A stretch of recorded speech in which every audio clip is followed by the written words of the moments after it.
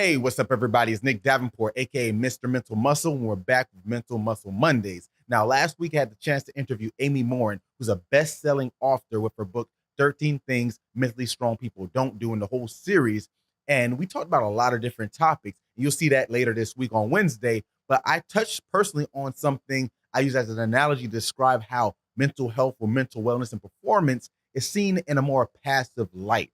Now, this is not a problem. When I say passive light, I mean things such as like meditation or mindfulness, breathing, yoga, things that put you in a more calmer or a state of well-being and being in the moment, which is great. And we need that. So it's not a knock to it. But if you follow my work and see what I've done with my business, Mind Body One, you know I'm on the complete opposite end of that spectrum because I have a more dynamic or active approach because I want to put you under a stressful load mentally and cognitively and see how you can psychologically adapt to the different stressors, the pressures, the worries, the distractions, and still give me a somewhat consistent and successful outcome. So I use the analogy of the more passive things like breathing and meditation.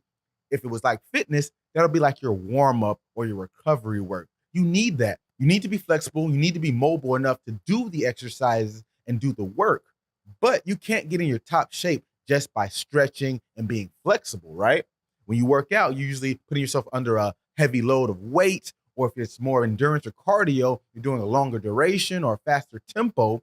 So this puts more stress on the body, therefore it breaks it down and you can adapt.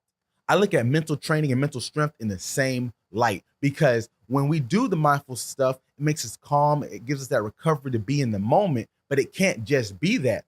To adjust and adapt, you have to be put under adversity. People always say, how do you become mentally tougher or mentally stronger? You have to do things that challenge you, things that have a high failure rate, a low success rate. Now, this doesn't mean just do things you are horrible at. While that can be a thing, and I do push that a lot to do things that you're not that good at, that shouldn't be the only thing, but you should do things that are going to put you in a chance that you may not succeed, maybe the first, second try, but you'll get closer to the goal, but eventually you get it. And that's the whole point. You don't want to deter yourself. So you have to work out in fitness, just like you have to put yourself under mentally challenging things and mental performance and mental health. So it can't just be this happy-go-lucky, self-care gets thrown around a lot, things of that nature. It has to be things that's going to make you not feel good. And sometimes self-care is doing the things, as Amy mentioned in our podcast, and you'll see that that's the thing that will make you better because now you're saying, I'm putting myself in a position where I have to face the things that I may not want to do, but I need to do. So take that in consideration. Don't just be passive with your mental health and performance.